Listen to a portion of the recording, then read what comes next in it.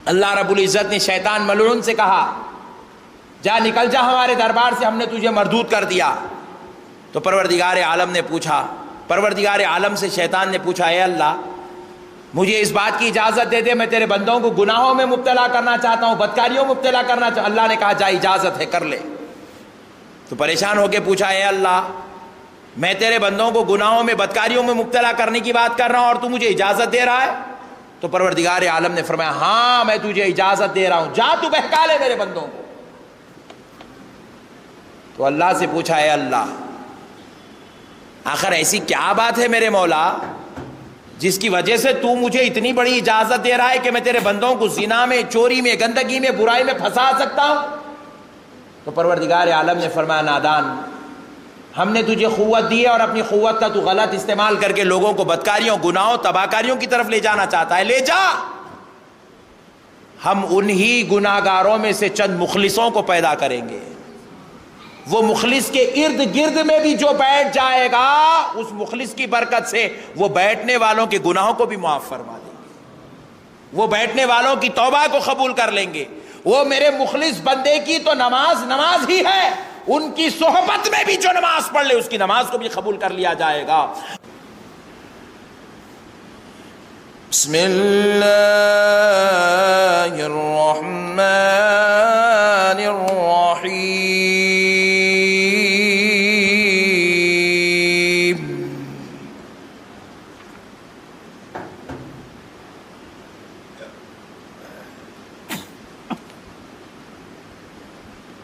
ان اللہ وملائکته یصلون علی النبی یا ایها الذین آمنوا صلوا علیہ وسلموا تسلیما۔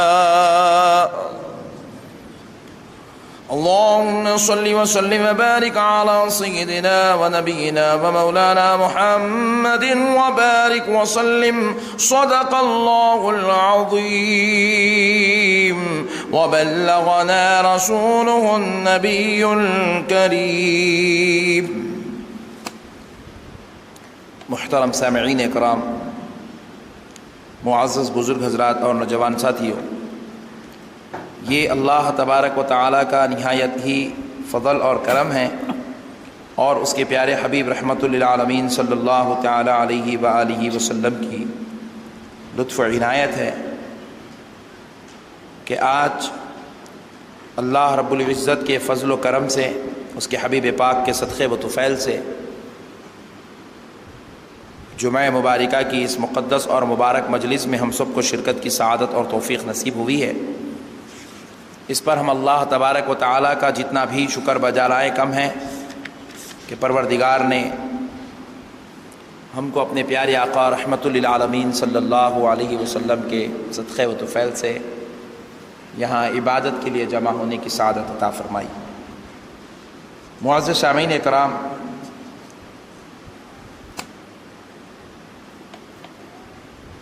اللہ تبارک و تعالیٰ کو بندے کا جو عمل سب سے زیادہ پسند ہوتا ہے، چاہے وہ عمل تعداد کے اعتبار سے بہت ہی زیادہ ہو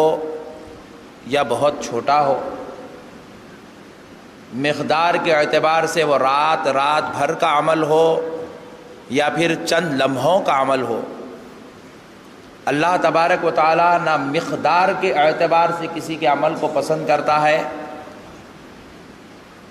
نہ وقت اور گھنٹوں کے اعتبار سے کسی کے عمل کو پسند کرتا ہے، بلکہ اللہ بندے کے اس عمل کو بہت زیادہ پسند فرماتا ہے جس عمل میں سچائی اور اخلاص شامل حال ہوتا ہے۔ اخلاص جس عمل میں آ جاتا ہے اللہ تبارک و تعالیٰ اس عمل کو بہت زیادہ پسند فرماتا ہے۔ اخلاص کیا چیز ہے؟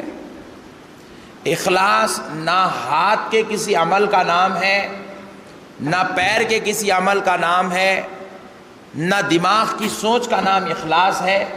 بلکہ اخلاص دل میں پیدا ہونے والے خشوع اور خضوع کا نام اخلاص ہے۔ جب بندہ عمل کرتا ہے،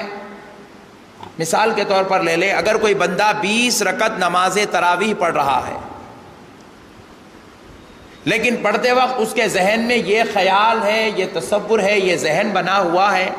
کہ مجھے یہ 20 رکعت پڑھنا ہی پڑھنا ہے، کیونکہ اگر نہ پڑھوں تو اس کا ایک بہت بڑا عذاب ہے، اور پڑھ لوں تو میرے لیے ثواب ہے، تو 20 رکعت نماز تراویح پڑھنے کے لیے اس نیت کے ساتھ وہ شخص آ گیا تاکہ عذاب سے بچ جاؤں اور ثواب کو پالوں، تو بے شک نماز تراویح کے 20 رکعت پڑھنے پر اس شخص کو ثواب بھی مل جائے گا اور عذاب سے وہ بچ بھی جائے گا۔ لیکن فرماتے ہیں کہ ایک شخص ہے بدلے میں 2 رکعت نماز پڑھا، اور وہ 2 رکعت نفل نماز تھی عشاء کی، لیکن وہ 2 رکعت نفل نماز پڑھنے میں نہ ثواب اس کی نیت تھی، نہ عذاب سے بچنا اس کا مقصد تھا، بلکہ اس لیے وہ یہ نماز پڑھ رہا تھا تاکہ میں سبحان ربی العلیٰ اس درد کے ساتھ کہوں کہ میرا پروردگار سن لے اور مجھے خدا کی قربت نصیب ہو جائے۔ تو فرماتے ہیں وہ 20 رکعت نماز پڑھنے والے کو ثواب تو ملا تراویح کا، لیکن وہ درجہ اور وہ قربت نہیں ملی جو 2 رکعت نفل پڑھنے والے کو نصیب ہو گئی۔ پوچھا گیا کہ بھئی کیا بات ہے، اس 2 رکعت پڑھنے والے کو اتنا بڑا درجہ، اللہ کی قربت مل گئی، اللہ کا خاص فضل مل گیا، تو بولے اس نے ثواب سے بچنے کی نیت، ثواب ملنے کی نیت اور عذاب سے بچنے کی نیت سے نماز پڑھی تو اس کو ثواب ملا اور عذاب سے بچ گیا، لیکن یہ بندہ اخلاص کی نیت سے اللہ کو راضی کرنے، اللہ کا قرب حاصل کرنے، اللہ کو راضی کرنے، اللہ کو خوش کرنے، اللہ کی قربت کو پانے کے لیے اس نے سجدہ کیا، اللہ کو راضی کرنے سبحان ربی الاعلیٰ پکارا، اس خیال سے پکارا تاکہ میں پکاروں اور میرا رب میری پکار اور صدا کو سن لے، میں رکوع کروں تو میں اپنے رب کو رکوع کر رہا ہوں، میرے رکوع کرنے کو میرا رب دیکھ لے، میں اپنے رب کی بارگاہ میں بیٹھا ہوں اور اپنی کائنات سے سارا تعلق توڑا، اپنے مولا کے لیے بیٹھا، اور اللہ نے اس کے بیٹھنے کو دیکھ لیا، اس کے رکوع کو دیکھ لیا، اس کے سجود کو دیکھ لیا، تو پروردگار عالم فرماتا ہے اے فرشتو، ہر بندے پر تم رحمت برساتے ہو، سب پہ رحمت ہی برساؤ، مگر وہ دیکھو سب کے بیچ میں میرا ایک عاشق بیٹھا ہے جو میرے قرب اور رضا کے لیے سجدے اور رکوع کر رہا ہے، جو میری خوشنودی کے لیے رکوع کر رہا ہے، اور اس کا دل صرف اور صرف اللہ کے لیے آج سجدے اور رکوع کی طرف جھکا ہوا ہے، لہذا میرے فرشتوں اس پہ صرف اور صرف رحمت ہی نازل نہیں کرنا بلکہ اپنے خدا کی قرب بھی اس کو عطا فرما دو، خدا کا خاص فضل بھی اس کو عطا فرما دو، خدا کی خاص رحمتیں بھی اس کو عطا فرما دو، اور بلکہ جب امام دعا کرے میرا بندہ آمین کہہ دے تو سب کے حق میں دعا قبول فرما دو۔ معزز سامعین اکرام، اسی لیے رسول پاک صلی اللہ علیہ وسلم فرماتے ہیں جہاں 40 جمع ہو جاتے ہیں ان 40 میں ایک مقبول بندہ ہوتا ہے، ان 40 میں ایک مقبول بندہ ہوتا ہے۔ تو معزز سامعین اکرام ذرا غور کیجئے، وہ مقبول بندہ کیا ہوتا ہے؟ وہ مخلص ہوتا ہے، وہ مخلص ہوتا ہے، اور یہ مخلصوں کے تعلق سے اللہ نے قرآن شریف میں ارشاد فرمایا، اللہ رب العزت نے شیطان ملعون سے کہا جا نکل جا ہمارے دربار سے، ہم نے تجھے مردود کر دیا۔ تو پروردگار عالم نے پوچھا، پروردگار عالم سے شیطان نے پوچھا اے اللہ مجھے اس بات کی اجازت دے دے، میں تیرے بندوں کو گناہوں میں مبتلا کرنا چاہتا ہوں، بدکاریوں میں مبتلا کرنا چاہتا ہوں۔ اللہ نے کہا جا اجازت ہے، کر لے۔ تو پریشان ہو کے پوچھا اے اللہ میں تیرے بندوں کو گناہوں میں بدکاریوں میں مبتلا کرنے کی بات کر رہا ہوں اور تو مجھے اجازت دے رہا ہے؟ تو پروردگار عالم نے فرمایا ہاں میں تجھے اجازت دے رہا ہوں، جا تو بہکا لے میرے بندوں کو۔ تو اللہ سے پوچھا اے اللہ آخر ایسی کیا بات ہے میرے مولا جس کی وجہ سے تو مجھے اتنی بڑی اجازت دے رہا ہے کہ میں تیرے بندوں کو زنا میں، چوری میں، گندگی میں، برائی میں پھنسا سکتا ہوں؟ تو پروردگار عالم نے فرمایا نادان، ہم نے تجھے قوت دی ہے اور اپنی قوت کا تو غلط استعمال کر کے لوگوں کو بدکاریوں، گناہوں، تباہکاریوں کی طرف لے جانا چاہتا ہے، لے جا۔ ہم انہی گناہگاروں میں سے چند مخلصوں کو پیدا کریں گے،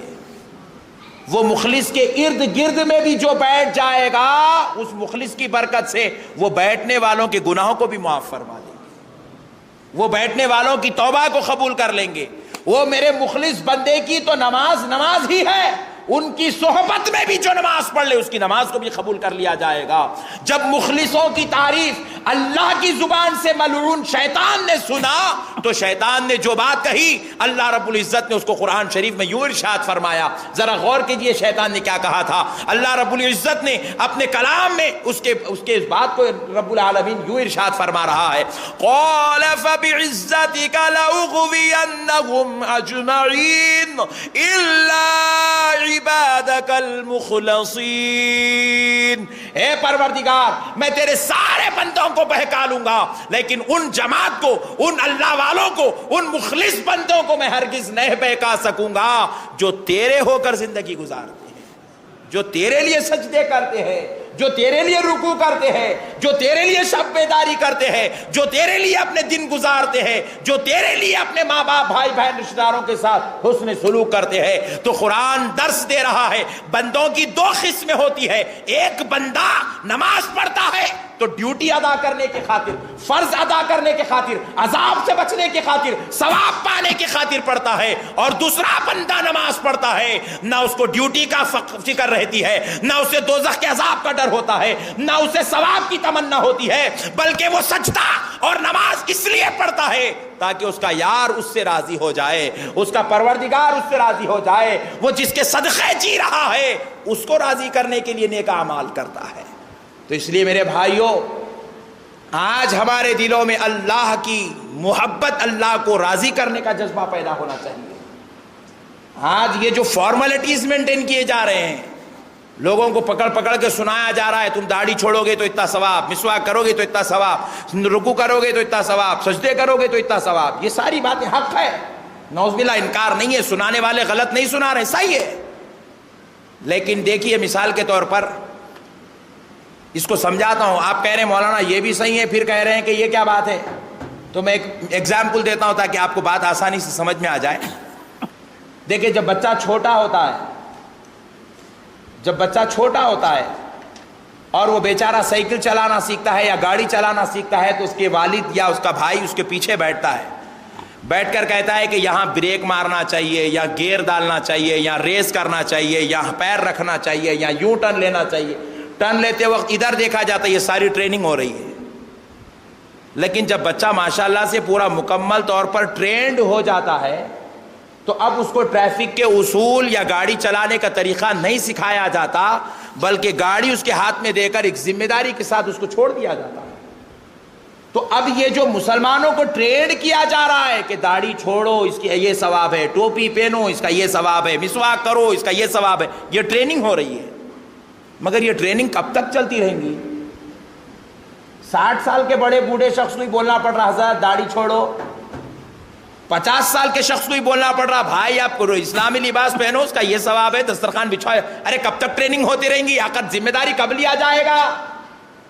یہ ٹریننگ مدرسوں میں ہوتی ہے، یہ ٹریننگ کی اللہ اور اس کے رسول نے ایک عمر دی ہے، کہا 14 سال تک جوان ہونے سے پہلے مکمل اسلام کی تربیت، مکمل ٹریننگ ایک بچے کی ہو جانی چاہیے۔ جب وہ 14 سال کا ہو جائے تو مصطفیٰ جان رحمت فرماتے ہیں اب اس کو نماز کی یا کوئی روزے کی ٹریننگ نہیں، بلکہ میرے مصلی پر امام بنا کر کھڑا کر دیا جائے تاکہ اس کے کندھے پر ساری امت کی نماز کا بوجھ ڈالنے کی ذمہ داری اس کی سپرد کی جائے۔ معزز سامعین اکرام، آج ضرورت ہے ہم اپنے مذہب کو سمجھیں۔ ہمارا مذہب ہم کو ہوس میں عمل کرنے کی اجازت نہیں دیتا کہ میں یہ عمل کر لوں گا تو یہ ثواب مل جائے، یہ عمل کر لوں گا تو یہ درجہ مل جائے، یہ عمل کروں گا تو یہ مقام مل جائے، نہیں۔